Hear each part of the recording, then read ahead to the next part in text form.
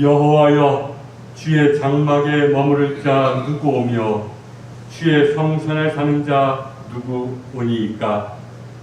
정직하게 행하며 공의를 실천하며 그의 마음에 진실을 말하며 그의 혀로 남을 허물하지 아니하고 그의 이웃에게 악을 행하지 아니하며 그의 이웃을 비방하지 아니하며 그의 눈은 망령된 자를 멸시하며 여호와를 두려워하는 자들을 존대하며 그의 마음에 서운한 것은 해로울지라도 변하지 아니하며 이자를 받으려고 돈을 꾸어주지 아니하며 뇌물을 받고 무지한 자를 해하지 아니하는 자이니 이런 일을 행하는 자는 영원히 흔들리지 아니하리이다. 주님, 오늘 주님의 날에 이곳에 모인 저희들을 긍휼히 여기시사 당신의 거룩한 영을 부어주시옵소서. 하나님의 거룩한 영의 인방을 받아서 저희가 신령과 진정으로 예배드릴 때 부활하시고 살아계시고 우리와 함께 하시는 우리 주 예수 그리스도의 음성과 흔적을 따라갈 수 있게 하여 주옵소서. 그래서 아버지께는 영광이요 저희에게는 구원을 체험하는 시간 되게 하여 주옵소서. 예수님의 이름으로 기도했습니다. 아멘. 경배 찬송 9장 1절 찬양합니다.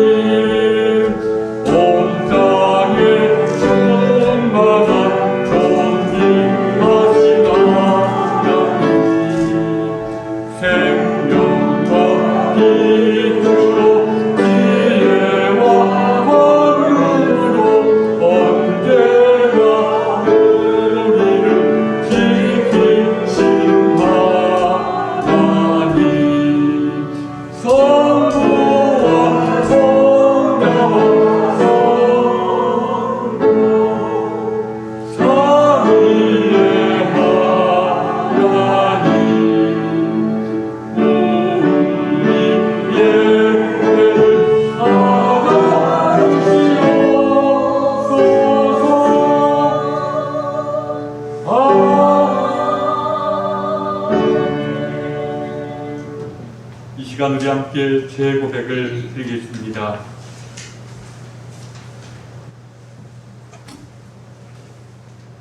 사랑의 하나님, 저희는 때때로 주님의 곁을 떠나 길 잃은 양처럼 방황하여 육신의 욕망에 집착하며 살아왔습니다.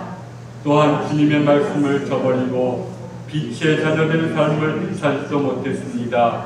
용서의 하나님, 죄를 고백하고 회개하는 저희의 기도를 들으시고 자비와 긍휼을 베풀어 주옵소서.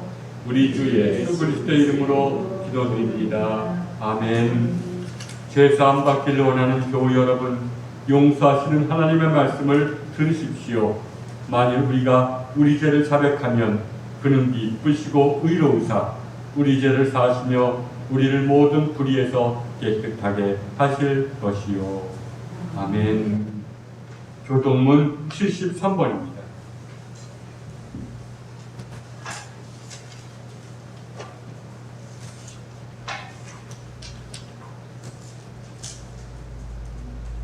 오라, 내가 새 하늘과 새 땅을 창조하나니 이런 것은 기록되거나 마음에 생각나지 아니할 것이라. 너희는 내가 창조하는 것으로 말미암아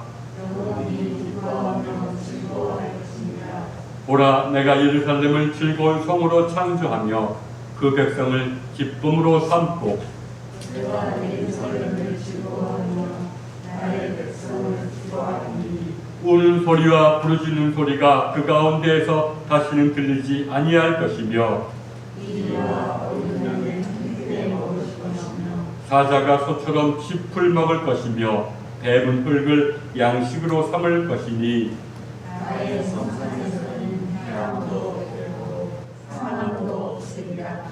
여호와께서 말씀하시니라. 아멘. 찬송가 2장으로 송영합니다.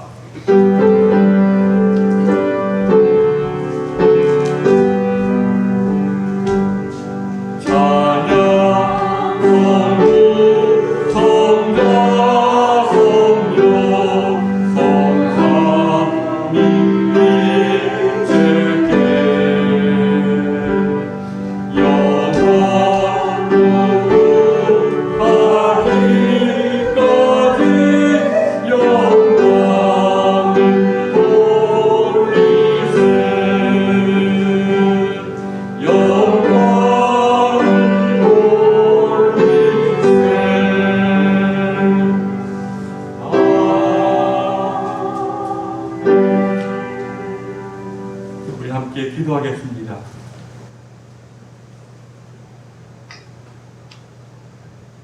사랑과 공의의 하나님, 모든 것이 하나님의 허락 없이는 일어나지 않음을 우리는 믿습니다. 따라서 이 시대에 우리를 암울하게 만들고 또 우리를 갑갑하게 만드는 모든 것 속에서도 주님의 뜻이 있다고 믿습니다. 하나님으로 하여금 마음을 고요히 하여 우리를 향하신 하나님의 뜻이 무엇인지를 곰곰이 생각하게 하여 주시옵시고, 길히 일비하지 않고 마음속 깊은 곳에서 우리에게 다가오시는 성령님의 빛에 의해 하나님의 뜻을 깨닫고 그래서 진정으로 겸손한 자가 되게 하여 주시옵소서. 하나님, 저희들이 너무 교만했음을 고백합니다. 하나님, 모든 일들이 결국은 우리의 교만을 꾸짖는 것처럼 보이기도 합니다. 하나님, 겸손히 묵상하고 기도하는 가운데 우리와 이 시대를 향한 주님의 뜻이 어디 있는지를 깨닫게 하여 주옵소서. 어려운 가운데서도 암울한 가운데서도 주의 전에 나와 주님께 예배드리러 나온 이 백성들을 주님 기억하여 주시고, 또 사정으로 영상을 통해서 함께 예배드리는 자도 주님께서 기억하여 주시옵소서. 무엇보다도 성령님께서 임재하시고 모든 감각의 눈을 열어주셔서 부활하시고 살아계시고 우리를 사랑하신 우리 주 예수 그리스도의 음성을 듣게 하여 주시옵소서. 또 교우들 가운데 이 모양 저 모양으로 마음고생하고 또 육신의 질병으로 아파하는 자들이 있사오니 주님께서 함께하여 주시옵시고, 하나님, 이 교회가 깊이 회개하는 가운데 다시금 주의 빛을 비춰줄 그 때가 속히 오게 하여 주시옵소서. 감사드리며 예수님의 이름으로 기도했습니다. 아멘. 363장 1절입니다.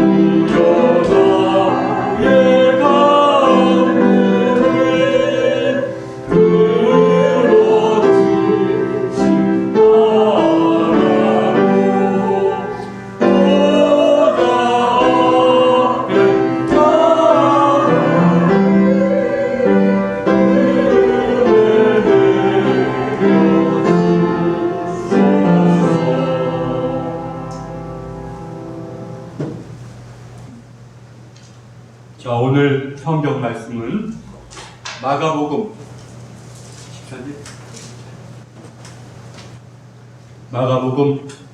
2장 23절부터 28절까지의 말씀입니다. 제가 교독하겠습니다.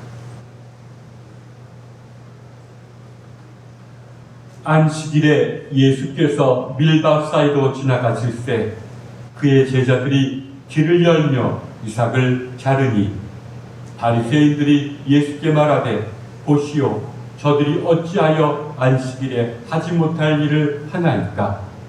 예수께서 이르시되, 다윗이 자기와 및 함께한 자들이 먹을 것이 없어 시장할 때에 한 일을 잊지 못하였느냐. 그가 아비아달 대제사장 때에 하나님의 전에 들어가서 제사장 외에는 먹어서는 안 되는 진설병을 먹고 함께한 자들에게도 주지 아니하였느냐.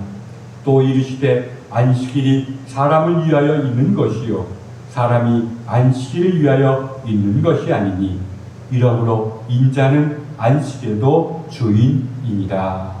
아멘.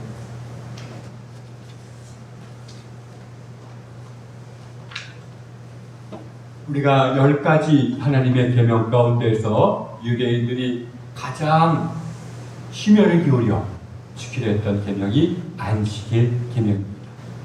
안식일 계명은 예수님 당시에는 하나의 어기는 자에게 심지어는 사형까지도 집행할 수 있는 가장 강력한 계명이었고, 또 대다수의 유대인들은 처벌이 무서워서가 아니라 마음속에서부터 우러나와서 안식일 계명을 지켰고, 지금도 그 전통은 그대로 이어지고 있습니다.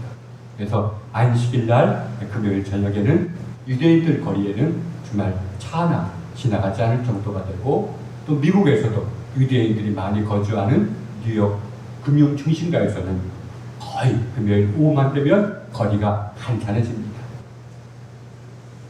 그러면 안식의 계명이라는 것은 우리가 출애굽기와 신명기에 잘 나타나 있죠. 안식일을 기억하여 거룩하게 지키라. 엿새 동안은 힘써 내 모든 일을 행할 것이나 일곱째 날은 내 하나님 여호와의 안식일인즉 너나 내 아들이나 내 딸이나 내 남종이나 내 여종이나 내 가축이나 내 문 안에 머무는 객이라도 아무 일도 하지 말라. 이는 엿새 동안에 나 여호와가 하늘과 땅과 바다와 그 가운데 모든 것을 만들고 일곱째 날에 쉬었습니다. 그러므로 나 여호와가 안식일을 복되게 하여 그날을 거룩하게 하였느니라. 안식일을 거룩하게 지키라는 말은 구체적으로 모든 노동을 내려놓으라는 계명으로 구체화됩니다. 이를 내려놓음으로써 일단 혹사당한 몸의 쉼을 가져다 주는 것이 하나님의 뜻이라는 것입니다. 또 너만 그러는 것이 아니라 네 권한 속에 있는 사람에게도 반드시 그의 몸에 쉼을 가져다 주는 것이 하나님의 뜻이라는 것입니다. 사실 안식일의 원어인 사바트라는 말에는 노동의 중지라는 말과 쉼이라는 두 가지 뜻이 모두 내포되어 있습니다. 그리고 이 쉼이라는 것은 생명과 연관되어 있습니다. 그러니까 안식일 계명은 따라서 생명을 위한 법이기도 합니다. 너의 생명뿐만 아니라 네 권한 안에 있는 생명을 네가 돌볼 줄 알아야 된다. 고대 사회에서 가장 인간을 비인간화시키고 또 인간을 가장 혹사시키고 파괴시키는 것은 중노동이었습니다. 여러분, 우리가 하루 쉬는 일요일 또는 주일 일요일이 공휴일이 된 것이 다시 그렇게 오래되지 않았습니다. 기독교가 로마 제국에서 국교로 되기 이전에는 일하는 사람은 쉬는 날이 없었습니다. 물론 귀족들은 매일이 쉬는 날이지만 많은 사람들이 중노동에 시달리고 그로 말미암아 병들고 아파서 했던 것입니다. 그러니까 이런 고대 사회에서 육체적인 쉼, 노동을 중지하는 것만큼 중요한 것은 없었습니다. 고대인들에게 쉼의 가장 중요한 조건이 뭐냐? 노동을 하루라도 쉬게 만들어주는 것이다. 그런 것입니다. 물론 십계명에서 나오는 안식일 계명은 육체적인 어떤 쉼, 휴식에 그치는 것이 아니라 인간 전체가 참된 쉼에 들어가는 것을 목적으로 삼고 있습니다. 따라서 그래서 오늘날에도 유대인들은 안식일에 모든 일을 그만두고 일단은 가족들이 함께 모여서 정서적인 안정과 쉼을 얻고, 그리고는 가족과 함께 회당을 찾아서 마음의 참된 쉼과 평강을 찾는 것으로 되어 있습니다. 그러니까 쉼이라는 것은 어느 몸만의 쉼도 아니고 마음만의 쉼도 아니고 우리 인간 전체가 참된 쉼을 얻도록 하는데 다시는 이 안식일 계명의 뜻이 있습니다. 그래서 고대의 그런 랍비들은 몸과 마음이 함께 힘을 얻을 때 나타나는 현상을 고요함 또는 평강이라고 말하기도 합니다. 그래서 랍비들의 창세기를 주석한 아주 유명한 책 창세기 랍바는 이렇게 얘기합니다. 일곱째 날의 안식일에 무엇이 우리에게 선사되고 창조되느냐라고 묻고서는 뭐라고 대답하면 고요와 평온과 평화와 휴식이다라는 것입니다. 이러한 것을 우리가 통전적인 쉼이라고 합니다. 어느 단편적인 육체만의 쉼이요 심리적인 쉼만이 아니라 인간 전체의 이런 쉼.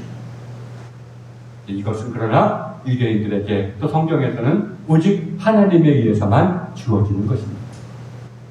따라서 안식일 계명은 근본적으로 이런 하나님의 현존 속으로 하나님의 현재 속에 오늘도 우리와 함께 하시고 우리를 찾아오시는 그런 하나님을 받아들이는 가운데 참된 평강이 있다는 것입니다. 그래서 하나님을 받아들이기 위해서 일단은 모든 일을 내려놓고 그리고 정서를 안정한 다음에 성경을 묵상하면서 우리에게 찾아오신 하나님을 만나라는 것입니다. 물론 하나님 계신 곳이 어디 있습니까? 하나님은 이 땅에 있는 피조물과는 질적으로 다른 분입니다. 이 땅에 있는 또 우주 안에 있는 어떤 것이 하나님과 동일시될 수는 없습니다. 성경은 또 한 말합니다. 하나님은 피조물 속에 있다고. 피조물의 중심, 당신이 창조하신 창조세계의 중심 속에 하나님이 현존하신다고 얘기를 합니다. 이걸 가리켜서 유대인들은 시간이다 또는 영원이다라는 말을 쓰기도 합니다. 영원한 현재, 항상 현재로 머물러 있는 시간. 또 이것을 영성가들은 지금 이 순간에 하나님은 계신다. 하나님은 어디 계시냐? 과거나 미래가 아니라 바로 지금 이 순간에 계시고, 또 어떤 교부들은 하나님은 어디 계시냐? 인간의 중심인 마음속 깊은 곳에 계신다라고 말합니다. 따라서 안식일은 노동을 중지하고 육체의 힘을 가져다 주고 우리의 감정의 힘을 가져다 준 다음에 이제 마음속 깊은 곳으로 들어가 참된 힘의 근원인 하나님을 만나는 날이다라고 얘기를 하고 있습니다. 그러나 참 마음이라든지 또 우리가 영원히 지금 이 순간이라는 것을 포착하고 파악하는 것은 쉬운 일이 아닙니다. 그러나 영성가들은 바로 이러한 영원한 현재 안에 계신 하나님, 또 우리의 마음속 깊은 계신 곳에 있는 하나님을 만나는데 참된 생명과 쉼과 구원이 있다는 것을 모두 다 일치하고, 또 다른 하나는 근데 왜 우리가 지금 이 순간에 머무르지 못하느냐? 왜 우리가 마음속 깊은 곳으로 들어가지 못하느냐? 여기에 대한 대답도 우리에게 던져줍니다. 그건 바로 공간 속에 존재하는 것, 쉽게 말하면 그 어떤 사물이나 대상에 우리가 집착하고 있기 때문에,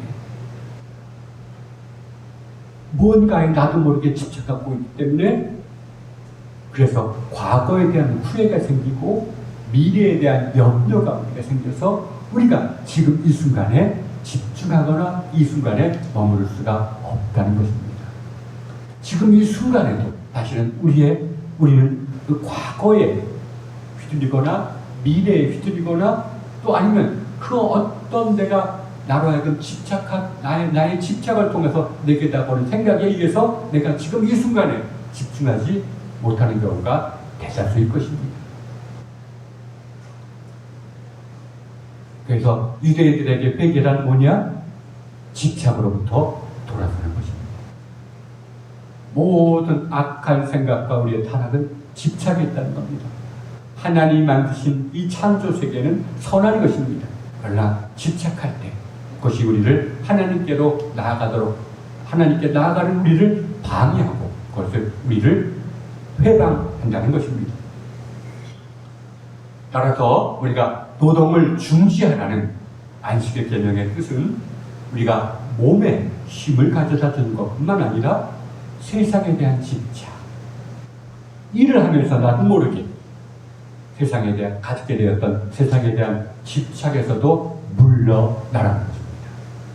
내일 일은 내일 맡기고, 그래 과거의 일은 그래 뭐 지나간 거고, 일을 내려놓음으로써 육체의 힘을 가져야 될 뿐만 아니라 이러한 집착으로부터 우리가 벗어날 것을 요청하는 것입니다. 그래 집착하고, 그리고 이러한 집착에서 조금씩 벗어나서 지금 이 순간, 하나님이 계시는 이 순간 또는 마음에 이제 집중하려고 하는 요청이기도 합니다.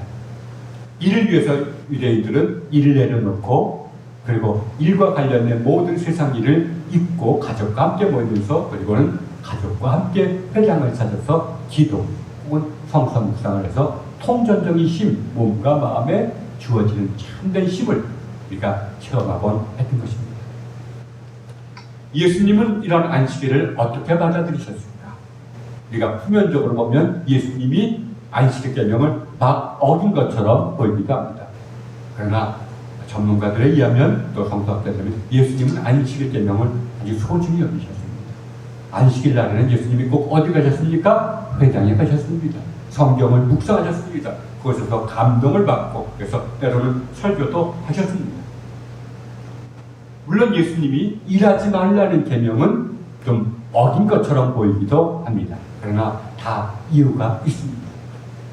그리고 유대인들로 하여금 예수님이 안식일 계명을 어겼다고 보게 만든 것은 바로 안식일 날 예수님들이 가장 많이 행한 것. 이게 뭘까요? 병자를 치유해 준 사건. 이것 때문에 유대인들은 예수님이 우리에게 가장 소중한 계명인 안식일 계명을 마구 짓밟고 훼손했다라고 주장했습니다. 이런 그들에게 예수님은 뭐라고 말씀하셨냐면, 안식일은 사람을 위해서 있는 것이 사람이 안식을 위해서 있는 것은 아니라고 말합니다. 안식일 계명이라는 것은 결국 인간에게 참된 힘, 참된 생명, 참된 구원을 가져다 주기 위해서 있는 것이지, 안식일의 어떤 규정에 거기에 인간이 맞추는 것은 아니라는 것입니다. 물론 이런 안식일이 사람을 위해 있다는 말은 사실은 전통적인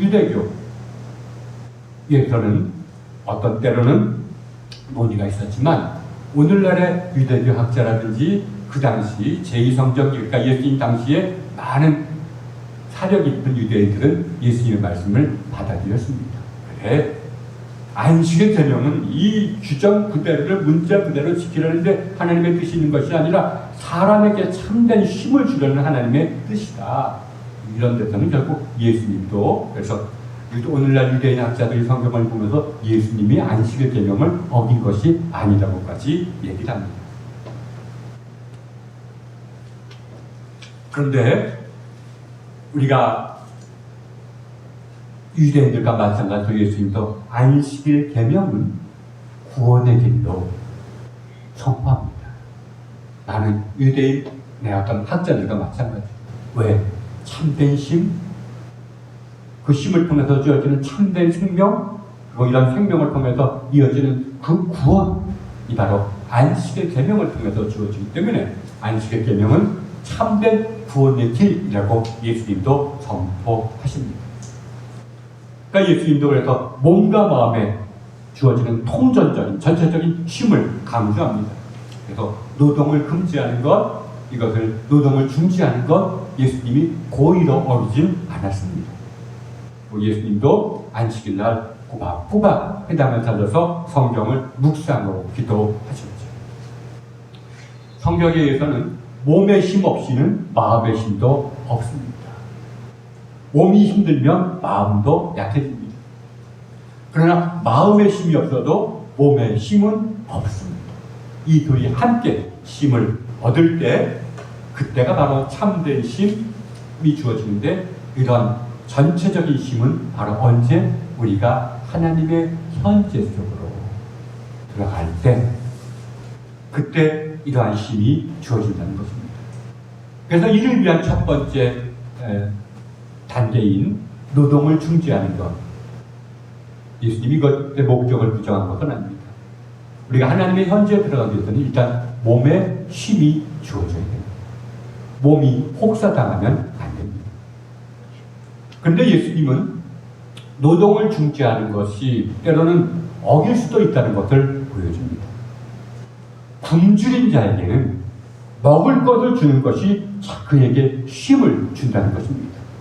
배고픈 사람에게, 굶주린 사람에게 일하지 말라는 것은 그에게는 별 도움이 되지도 않다는 것입니다. 그러니까 결국은 예수님의 일하지 말라는 계명의 뜻은 그의 몸에 힘을 주는 것이기 때문에 병든 자에게는 병을 고치는 것만큼 힘이 어디 있겠습니까? 병든 자에게는 병이 낫는 것이 힘이고 굶주린 자에게는 먹을 것을 먹는 것이 그에게는 힘이라는 것입니다. 그러니까 사실 오늘날 유대인 랍비들도 이것을 인정합니다. 오늘날에는 인정합니다. 그래서 신체적으로 참된 힘을 얻는 것은 다양하지 하나의 노동을 중지하는 것을 문자적으로 받아들여서 그것만 바라보고 목적을 어기는 것을 예수님께서는 나무라셨던 것입니다. 또 그리고 예수님께서 말씀하십니다. 인자는 안식일의 주인이시다.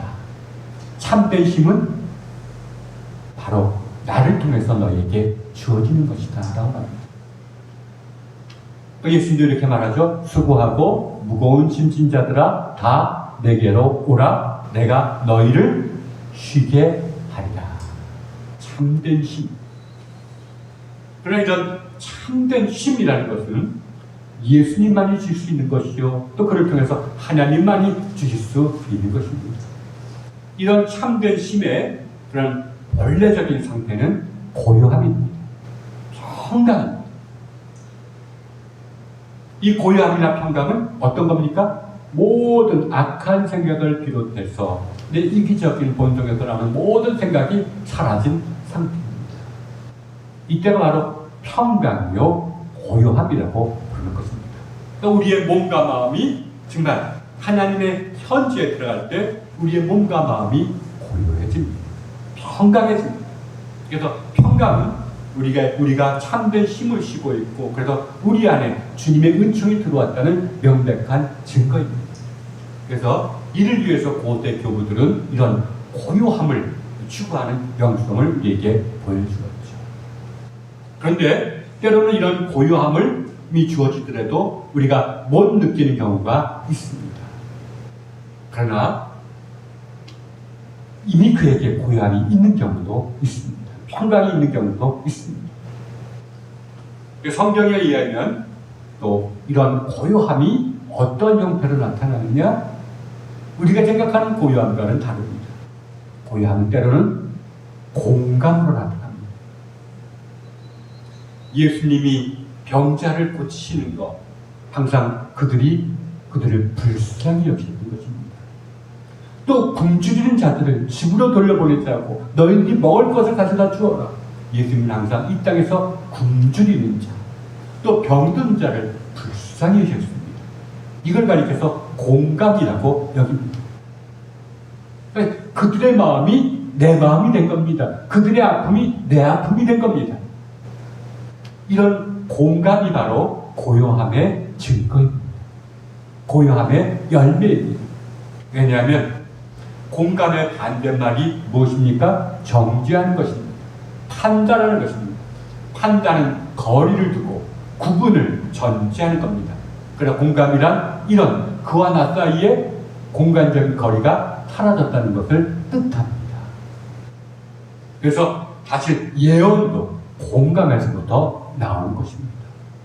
참 멀리 떨어져 있는 것을 공감할 때 비로소 그들의 마음과 상황을 내가 알기 때문에 공감만큼 중요한 것이 없습니다. 그래서 이러한 공감이란 그와 나 사이의 공간적인 거리가 사라질 때 주어지는 것이기 때문에 이것은 반드시 하나님의 현재 속에서만 일어나는 일입니다. 하나님이 계신 지금 이 순간에 들어가는 사람에게만 주어지는 것이 바로 공감입니다. 내가 깊은 공감을 느꼈다면, 여러분이 느꼈다면 그건 바로 내가 나도 모르게 하나님의 고요함 속에서 느낀 것입니다. 또 이러한 공감과 더불어 주어지는 것이 바로 통회입니다.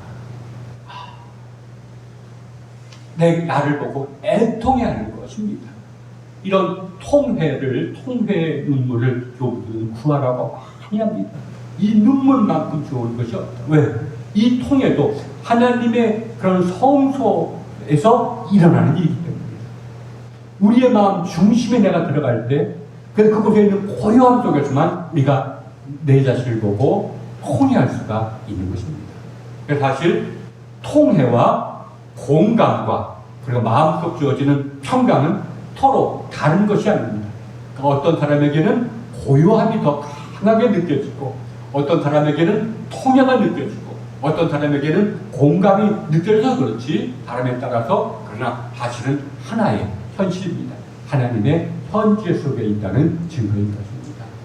사실 그도 그럴 것이 우리가 깊이 통해보면 사람들이 어떻게 보입니까? 정죄의 대상으로 보이지 않습니다.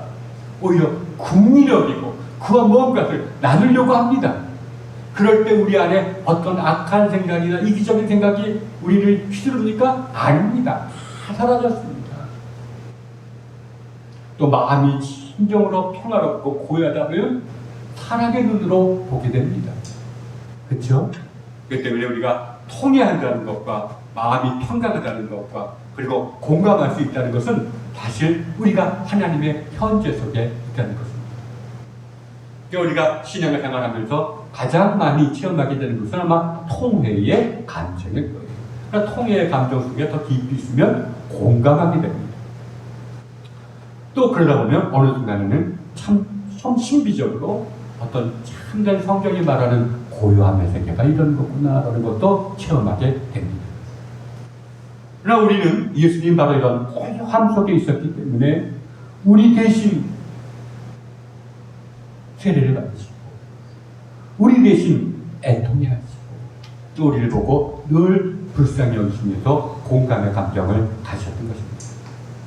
그런데 우리에게도 이러한 것이 일어났었고 일어날 수가 충분히 있죠. 그런데 우리와 예수님의 차이는 뭡니까?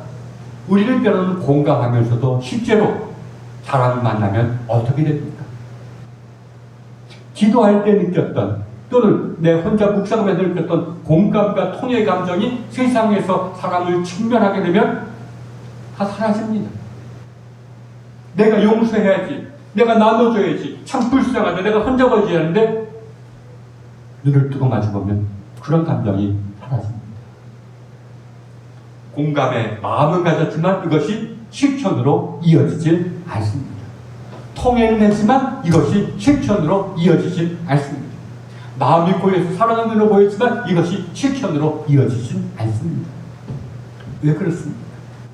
우리에게 주어진 하나님의 현재 고요함이나 통해나 공감은 오직 하나님이 우리에게 보이신 은총이기 때문에 그렇습니다. 달리 말하면 우리 안에는 아직 무엇이 남아있습니까? 예자가 남아있습니다. 이기적인 본성과 악한 생각에 휘둘리는 예자가 남아있습니다. 하나님의 은혜로 하나님의 현재 속에 들어가는 은총이 주어져 있지만 또다시 우리 안에 있는 예자가 우리를 그 하나님의 현재 속에서부터 끄집어내기 때문에 우리가 공감의 감정을 느껴도 우리가 실천으로 이어지지 않는 것입니다. 우리가 십계명으로 말하면 우리의 예자는 하나님 아는 것에 사로잡혀 있습니다. 우리가 내가 무엇에 사로잡혀 있는지를 정말 깊이 묵상을 통해서 우리는 때로는 알아야 됩니다. 아, 나는 이것에 사로잡혀 있구나. 내가 아니라고 생각하는데도 내 안에서 나를 사로잡고 있는 것이 바로 이것이구나. 이렇게 깨닫게 해주시는 분이 성령님이십니다. 그래서 우리가 하나님의 은혜를 받고 평강과 때로는 고요함과 때로는 공감과 통해를 경험했다 할지라도 여기서 만족해서는 안 됩니다. 그런 사람은 오히려 적극적으로 내 안에 있는 예자와 싸우는 거룩한 싸움을 시작해야 되는 것입니다. 이것이 바로 주님의 뜻입니다. 그래서 참 우리가 만약에 여러분이 예배 때라든지 기도할 때라든지 일상에서 조그만 공감의 감동을 느꼈다면 다시 그리로 돌아가려고 하지 말고 다시금 우리 안에 있는 예자와 싸우시기 바랍니다. 왜? 여러분 안에 이미 주님이 계시고 주님을 통해서 주어지는 성령님이 계십니다. 성령님과 함께 우리 안에 있는 옛자와 싸울 때 우리가 그 고요함의 순간에 오랫동안 머물 수가 있고, 우리가 공감의 감정을 느끼면 나도 모르게 실천으로 옮겨서 세상에 빛이 되고 내 안의 구원을 충만하게 이룰 수가 있는 것입니다. 우리가 이러한 성령님의 인도함을 받아서 우리가 옛자와 싸우는 길이 수행과 기도에 있다고 해요. 그 수행의 여러 가지 것 가운데서 성경에서 가장 강조하는 것 가운데 하나가 이것입니다. 뭐냐? 시편 15편이 이렇게 얘기합니다. 여호와여, 주의 장막에 머무를 자 누구 없냐? 주의 성산에 사는 자 누구 오니까? 정직하게 행하며 공의를 실천하며 그의 마음에 진실을 말하며 그의 혀로 남을 허물하지 아니하고 그의 이웃에게 악을 행하지 아니하며 그의 이웃을 비방하지 아니하며. 우리 가운데서 가장 우리가 수행 가운데 하나가 남을 비방하는 말을, 정죄하는 말을 억제해야 된다는 것입니다. 쉬운 일이 아닙니다. 우리 마음속에 있는 모든 본성으로부터 나오는 생각의 근원에는 교만이 있습니다. 교만이니까 남의 잘못이 더 크게 보여요. 예수님도 말씀하셨죠? 네 안에 있는 들보를 먼저 빼고 남의 눈에 있는 티를 빼야 되는데 너희는 네 안에 있는 들보를 그냥 놔두고 남의 눈에 있는 티만 빼려고 해요. 이게 바로 뭡니까? 교만이기 때문에. 교만이기 때문에 자기의 잘못은 들여다보지도 않습니다. 남의 조그만 잘못을, 그 허물을 오히려 과대 포장해서 입으로 말하는가 합니다. 이건 바로 악한 영에 휘둘리는 상태이죠. 교만을 통해서 들어오는 악한 영에 휘둘리는 상태가 정죄하는 말입니다. 비방하는 말입니다. 오늘 우리나라 사회에 참 우리가 정치라든지 뭘 보면 이것이 끊이질 않는 것 같아요. 우리 편은 다 잘하고 남의 편은 다 잘못해요. 남의 잘못은 과장해서 얘기하고, 이것이 그 안에 있는 욕심과 그런 교만의 열매가 아니고 무엇이겠습니까? 그러니까 성경이 누차 강조하는 게 뭡니까? 네? 정죄하지 말라. 그리고 내 혀에 뭐를? 굴레를 씌우라. 이것이 우리에게 중요한 수행 가운데 하나입니다. 그러니까 프란치스코 카톨릭이지만 가톨릭의 수장인 교황도 이렇게 얘기를 하죠. 남을 비방하지 않는 자는 이미 성자의 반열에 오른 자다. 쉬운 게 아닙니다. 저도 남의 말 잘합니다. 비방합니다. 그러나 그런 비방이 결국 내 마음을 혼탁하게 만드는 것을 요즘 좀 어렴풋이나마 깨닫습니다. 그러니까 쉬운 것이 아니기 때문에 그래서 이것이 수행의 길이고, 그래서 성산에 머무를 자, 하나님의 성소에 머무를 자가 무엇이라고 말합니까? 그래, 남의 허물을 또 이웃을 비방하지 않는 자. 지금 코로나로 인해서 서로가 서로를 비방합니다. 이건 아직도 코로나 사태를 통해서 참 인간이 낮아져야 되는데, 인간이 자신의 정말 연약함을 깨닫고 낮아져야 되는데, 그래도 아직 누구의 허물이 더 크다, 누구의 허물이 더 크다 라고 얘기를 하고 있습니다. 자, 우리 그리스도인들이 그래, 세상이 교회가 잘못해서 그렇게 됐다. 맞습니다. 교회가 정말 실수를 많이 한 교회들이 있었고, 그렇지만 우리 자신도 그래, 그를 비방하거나 어떤 비방이 들어오더라도 참고, 그래, 오늘 이 말씀을 듣고 그래, 나는 내 안에서 화가 나든지 교만하다든지 해서 남을 비방하려는 마음이 있을 때 한번 참아보고, 이게 내 뜻대로 안 되는구나를 것을 깨달을 때 주님께 기도하게 되시기를 바랍니다. 그리고 성경에서는 우리에게 또 하나 이러한 성령님의 이끌림을 받아서 나아가는 길을 이런 수행과 더불어 기도에 있습니다. 성경은 말하죠. 쉬지 말고 기도하라. 이 말은 아주 중요한 말이기도 합니다.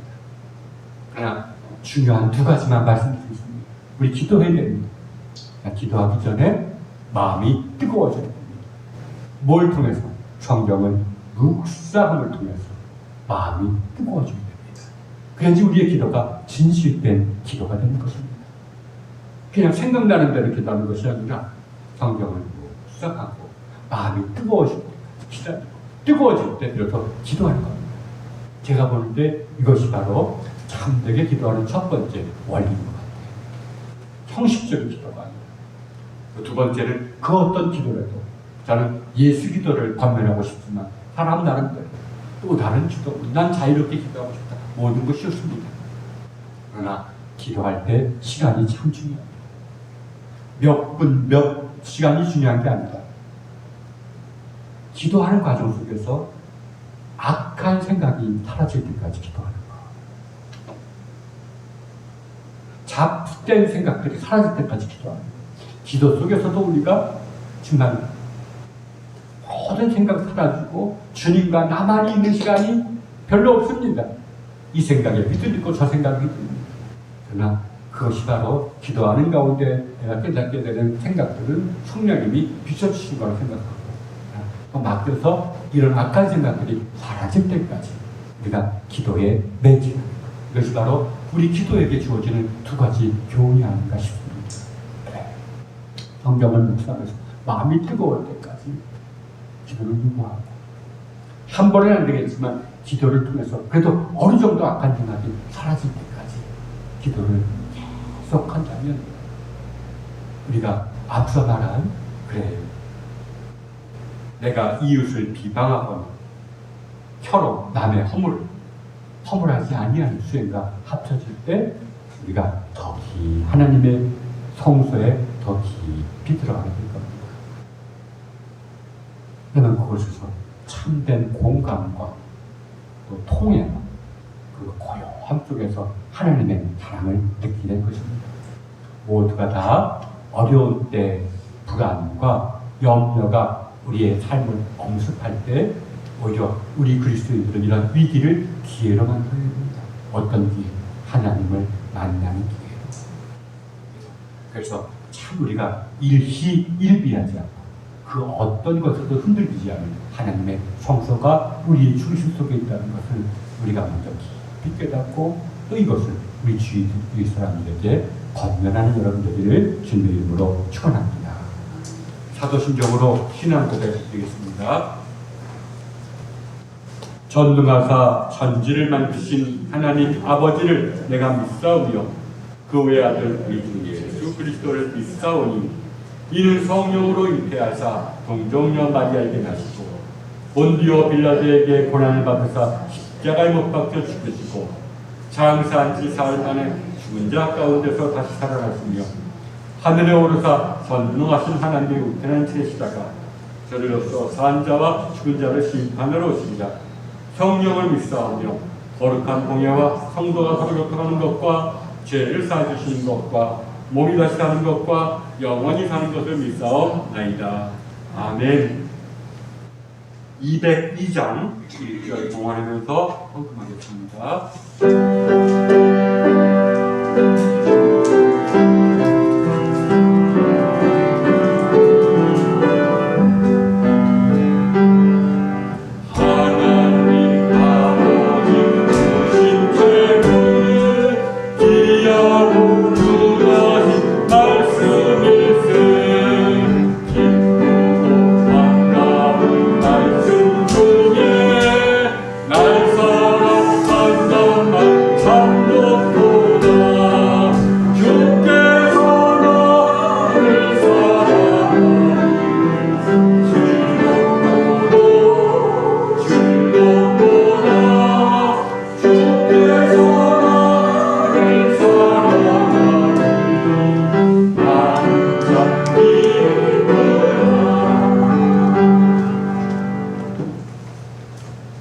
누가 하나님의 사랑의 깊이를 측량할 수 있겠사옵나이까.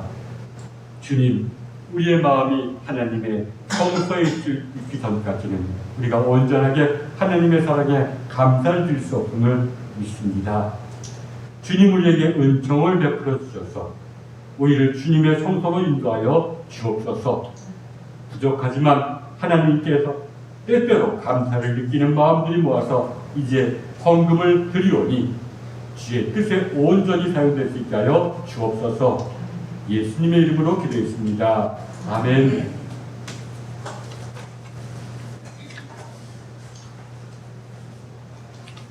자, 교회 소식 전해드리겠습니다. 주일 예배운동 여러분에게 선사되기를 기원합니다. 수도권에 있는 교회에서부터 많은 확진자들이 나타나서 참 목회자로서 함께 죄송하다는 마음도 느끼고 또 책임감도 함께 느끼기도 합니다. 우리가 더욱더 기독교인이 방역수칙을 더 잘 지키고 또 우리가 그러나 그런 가운데서도 또 해야 될 일은 마땅히 하고 또 그 가운데서 하나님의 살아계심을 우리가 느낄 수 있는 여러분 되시기를 바랍니다. 그리고 이번에는 수요일 날 하기로 했는데 우리가 전반기 보고 하기인 거기 때문에 제가 취합해서 우리가 모두 상반기 보고를 카톡 단톡방에다가 올려놓겠습니다. 그런 걸로 대신하겠습니다. 그리고 수요 예배는 우리가 사회적 거리두기 2단계는 정규 예배 외에는 모든 모임을 금지하는 것으로 되어 있습니다. 물론 해석의 차이는 있지만 수요 예배도 하나의 정규 예배라고 이제 교리에서는 말하고 있습니다. 수요 예배에 대해서 더 한번 기도해보고 화요일쯤 공지에 올려서 만약에 우리가 모이는 것이 뭐하면 우리가 수요일 날 오후쯤에 영상으로 하나의 성경 묵상을 올려놓도록 하고 우리가 더 물어봐가지고 우리가 비록 소수의 의견이 있지만 함께 성경 묵상한다면 수요일 날 예배를 단톡방에다가 공지하도록 하겠습니다. 많은 분들 여러분 집에서 더 열심히 기도해 주시기를 바랍니다. 자, 이제 우리 다 일어나서 406장 1절 후에 축도를 마칩니다.